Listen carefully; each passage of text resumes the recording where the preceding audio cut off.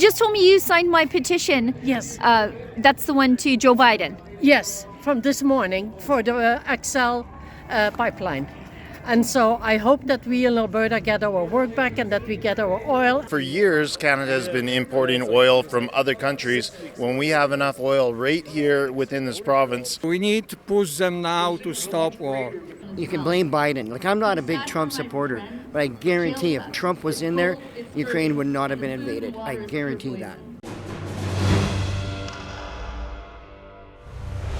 Aujourd'hui, on annonce en plus notre Today, we are announcing our intention to ban all imports of crude oil from Russia, an industry that has benefited President Putin and his oligarchs greatly.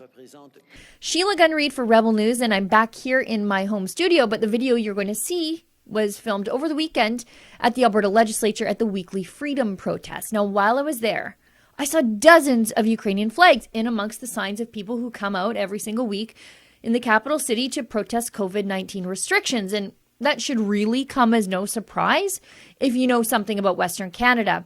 Outside of Ukraine and Russia, Canada has the largest population of people of Ukrainian descent, and most of those people live out here on the prairies, which made it so crazy for CBC to have claimed that the Freedom Convoy to Ottawa, which was led by Westerners, was some kind of Russian-backed operation. Remember this? Given Canada's support of Ukraine in this current crisis with Russia, I don't know if it's far-fetched to ask, but there is concern that Russian actors could be continuing to fuel things as this protest grows, but perhaps even instigating it from the outset.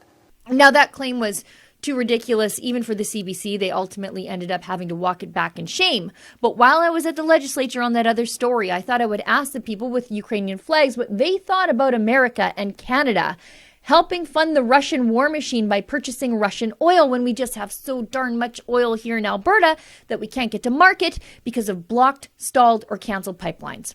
President Joe Biden canceled Keystone XL pipeline when it was nearly complete. It would pump enough oil every single day to offset Russian imports and then some, while creating Canadian and American jobs. Now, you can sign our petition to President Joe Biden, calling on him to immediately allow Keystone XL to be completed, and we will hand-deliver that petition to the American consulate in Calgary. Just go to buildkeystoneXL.com, sign it, share it, we'll do the rest.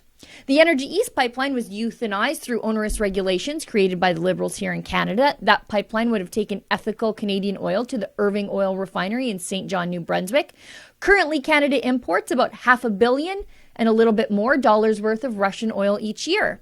That was at least until yesterday, Monday, when Justin Trudeau made that announcement to cancel Russian oil imports, something he should have done a long time ago instead of landlocking Freedom Oil from here in Alberta. But credit where it's due, it's a good move, long overdue, but hopefully it's a realization for the Liberals that every barrel of oil that they import from a dictatorship instead of using Alberta oil is soaked in blood. Anyway, Justin Trudeau ruined my video, but I still wanted to show you what people had to say when I asked them about Russian oil. So take a look. Hello, everybody. I see you have the Ukrainian flag on your sign. Yes. How do you feel about Canada still buying oil from Russia? I can't comment this because this government do lots of wrong things, and this including this one. We have oil, we have oil Canadian, we have gas from Canadian. Why they support regime in Russia? I don't know. We need change, Trudeau. It's terrible, disgusting, gross. It's not right. Like, again, it's just these policies that we have in Canada that should be abolished right away.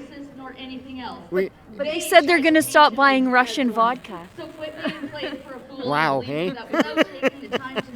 Well, buy Ukrainian vodka.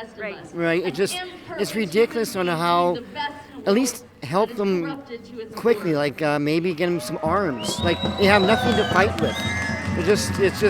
It's sad that they're all by themselves in this day and age that we can't help them. And it's sad, that's all. Maybe we should finish Keystone XL. Well, that's another thing, right? Why did we shut down all this stuff? And another thing, Biden, you can blame Biden. Like, I'm not a big Trump supporter, but I guarantee if Trump was in there, Ukraine would not have been invaded. I guarantee that. I think it's disgusting. It's just not right when we have our own here. That's a problem. And for years, Canada has been importing oil from other countries when we have enough oil right here within this province to be able to. And why don't we have refineries within our own country? And when they talk about the green initiative and making the world a greener place, why can we not take this oil that we take out of our own ground and use that money towards the greater tomorrow for these kids that you see here today? Well, and Biden, the Americans still buy Russian oil, and they canceled the Canadian pipeline.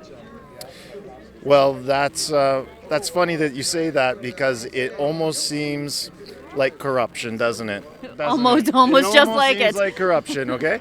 And that's probably the same reason why the Russian Republic is basically going to face very little backlash other than these false sanctions that are going on right now. Well, we're not buying vodka. Oh, yeah. That'll learn them. Oh, right. Or we're doing things where, like, our prime minister is getting on there and saying, oh, we're going to bring personal sanctions against Vladimir Putin's properties within Canada. Well, what does he care? Okay, and in the meanwhile, oil is going over $100 US a barrel. And when Russia basically exports, 17% of the world's oil to the world, they're making nothing but money. Russia's getting rich off this war. You just told me you signed my petition. Yes. That's the one to Joe Biden. Yes, from this morning for the XL pipeline. And so I hope that we in Alberta get our work back and that we get our oil and good prices, and people back to work. And it's a real shame that the Americans are helping fund the Russian war machine. Exactly. They get the oil from there, so I don't know why they shut off the Keystone XL pipeline. This has to be continued for Alberta families getting back to a little bit back to work and normalcy. We not need to wait until another month when they kill another people. We need to push them now to stop war. Russia rises and falls on oil. Politicians who want to do what they say they want to do and cripple Russia's new imperialism, they've got to get out of the way and let us do what we do best, and that's drill, drill, drill, and frack, frack, frack. Build pipelines, liquefy natural gas, stick it in tanker ships, and flood the market with ethical, peaceful, freedom fuel. Now, to help us send a message to Joe Biden that blocking Keystone XL and revoking that permit as his first order of business when he became president has helped Putin do what he's doing right now to innocent Ukrainian civilians. Please go to Build Keystone XL, sign our petition, and we will hand deliver it to the consulate in Calgary, right in the heart of oil country. For Rebel News, I'm Sheila Gunn Reid. If you care about Ukraine, then it's time to build Keystone XL to starve the Russian war machine of oil revenue. But if you care about energy independence, then it's also time to build Keystone XL to stop the world's reliance on dictators for our energy needs. If you care about Canadian and American jobs, then it's also time to build Keystone XL. And if you care about the cost of living as gas prices skyrocket, it's also time to build Keystone XL. So please visit buildkeystoneXL.com, sign our petition, and we'll deliver it to the American consulate in Calgary.